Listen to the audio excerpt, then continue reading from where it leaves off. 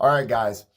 So this is the last piece, I think, of chapter 9. So we've talked about everything and from the beginning of how logs started, why it needed to happen, how we think about them to convert them back and forth is really the big key to solving just about everything, to how we think about it, to the equations. There's a few properties we can use. And we were just talking about how do we use those in terms of creating a, how do we use those in terms of using equations and solvers and other things to help us throughout our log problem. So let's just get to it. I figured that'd be a better way instead of me trying to massage out a great beginning. So recall the big three properties that we learned last time are these three, okay? And that is that log base a of x, when you add in the log with the same base, you can multiply the arguments together. Okay, likewise, same thing. If you have this and it's minus the two logs, again, coefficients are 1, then we can divide the two arguments. Okay, and last but not least, what if you do have a coefficient that is not 1? How do we deal with that? Well, that gets parachuted in, and now it has a coefficient of 1. And that's very useful when it comes to solving things, and you saw that when we were solving equations in the last section. Okay, so now sometimes to solve equations, it's all about condensing the logs into one log so we can break it apart by using the definition. Well, sometimes it's useful to break it apart, and a good place it's useful to break it apart is when we start talking about approximating logs. So if you remember some time ago, we would say estimate,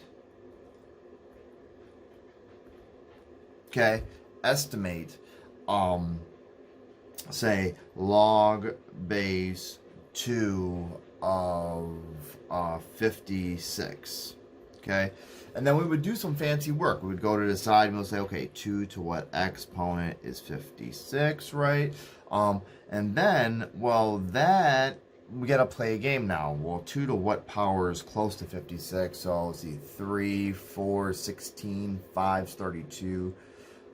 6 is 64, so 5 gives me 32, and then 2 to the power of 6 gives me 64. So that tells me that this is in between 5 and 6, I guess, something, right?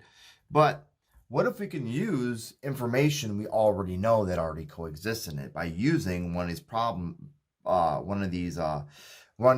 many of these to deconstruct these into 2 logs? So for example, this is good, but hold on. Check this out. Log base 2 of 56, right? Well, that's the same thing as saying log base 2 of 8 times 7. Now, why 8 times 7? Because I know 8 times 7 is 56. We all know this. But the point is that by doing this, I know that log base 2 of 8 is going to be a perfect base 2. And log base 2 of 7, well, that's just going to be a guy I can approximate. It's not as big as 56, so the gaps on a log is actually smaller when they're lower. That's more of a 1800 kind of understanding, and that's kind of what we're pushing at right now. This ends up being 3, and then we just have to say log base 2 of 7, and that is like 2 point, it's almost, if it was 8, it would be 3, so it's like 5 point, it's really high. So this whole thing is like 2 point something, but it's like closer to 2.9. So it makes it easier to approximate things if the numbers are closer and more concise. All right, so that's kind of where it happens to. So we can apply this to many different ways. So it could be deconstructions, or it could be something that looks a little like this. And these aren't my most favorite problems, as I feel like they're more puzzly than mathy. Puzzly problems are meant to build your skills, so that's why I throw these out there. Okay, so here, this is to help, so this is puzzly. So given that log base 2 of 7, so I'm giving you this. Let's say I give you that that's about 2.8, and log base 2 of 3 is 1.6. Okay, so let's say I give you those two, all right? And let's say I say A, your job is to find, okay, log base 2 of 21. Okay, you need to find that or to approximate that to some fashion, okay? The only thing you can use are the given things that I gave you, and because it's log base 2, those things just work out. All right, so I want to find this one. Well, it requires me to deconstruct the argument into 3 times 7. And I'm saying that because the arguments here are 3 times 7. And then this breaks into this and into this, which makes this 1.6 and 2.8, and hence 4.4. Easy. But the whole part is you realizing that 21 can be broken into 3 times 7, and that now leads you into your path of using a property. You see what I'm saying? So it really pivots on you being able to see that number sense. So that's the thing that I don't like, but at the same time, we have to get better at it, you know, all of us all together.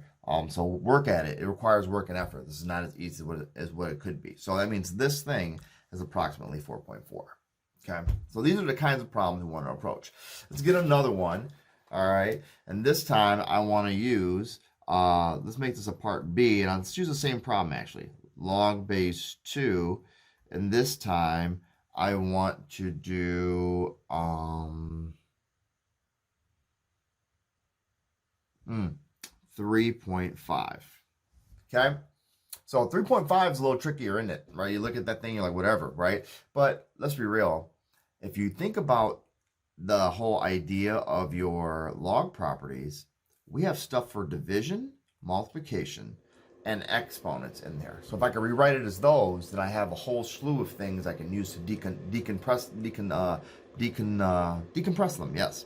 Okay. So this is 3.5.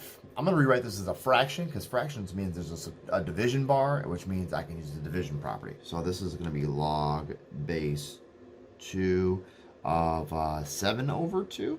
Oh, check that out. So now this is going to be log base 2 of 7 minus log base 2 of 2. Now that's very nifty because they didn't give me log base 2 of 2. I already have to know that log base 2 of 2 is there. This ends up being 2.8. This ends up being 1. And hence, we say it's going to be 1.8.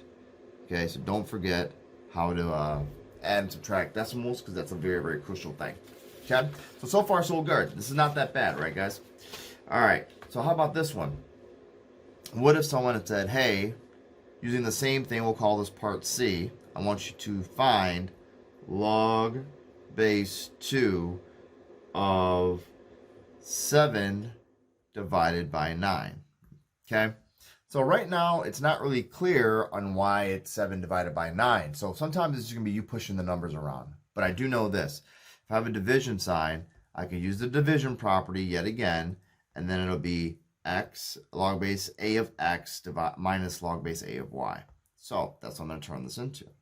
So this is going to be log base 2 of 7 minus log base 2 of 9. Okay, so far so good. All right, so what do I see? Well, log base 2 of 7, this is easy.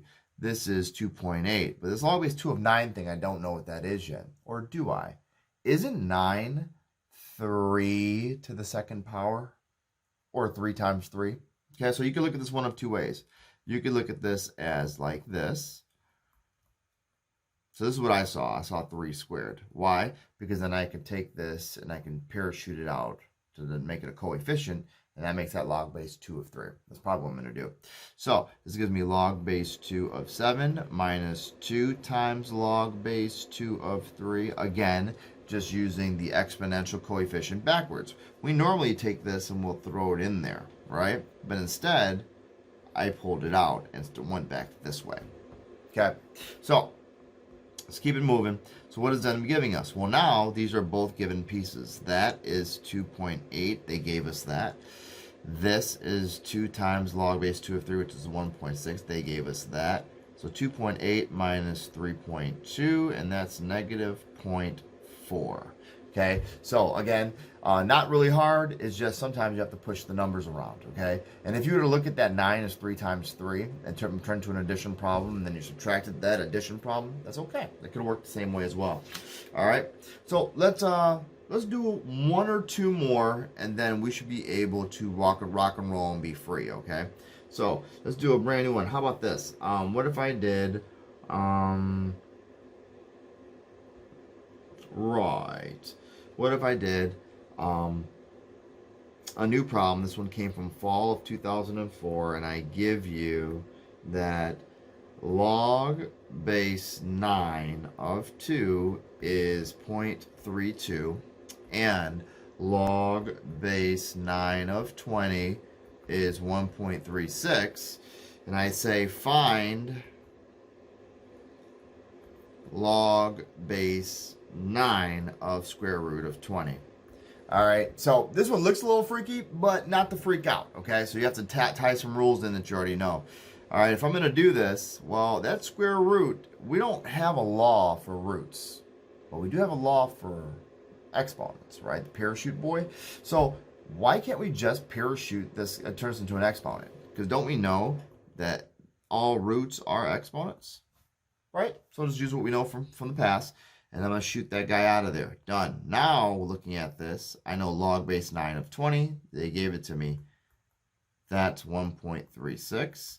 And then I just got to take half of 1.36. And then whatever half of, what is half of 1.36? 0.518, 0.68. Okay? Easy peasy. Nothing bad as it goes. All right, guys? And then here's a good one. What if they asked me for a part B here and they said, what is log base 9 of 16? Well, I don't know what it is, okay, because don't know what it is. But I see 2 in there, right? So I'm going to rewrite that 16. So it's always that first step. That first step is going to determine how you're going to break this thing apart and how you saw it. So I see 16 as 2 to the 4th power. Right? And why? Because I know when I parachute that thing out of there and it's sailing down to become my coefficient, this log base 9 of 2 will be 0.32. And all I got to do is multiply 4 by that. Oops, sorry. And that gives me 8 and 12 with there. 1.28. Okay, very simple, guys. All right, so you guys are all good to learn and do all the things that are difficult in all math land, but you have now completed the entire course up to this point. We must get ready for final exam stuff. Use the videos to review and to study and to get a refresher when you need it, okay? But this is the time to push, and I know we're in an awkward situation, but we're here. Always come by office hours, and you know, it's been a pleasure. All right, guys. See you later.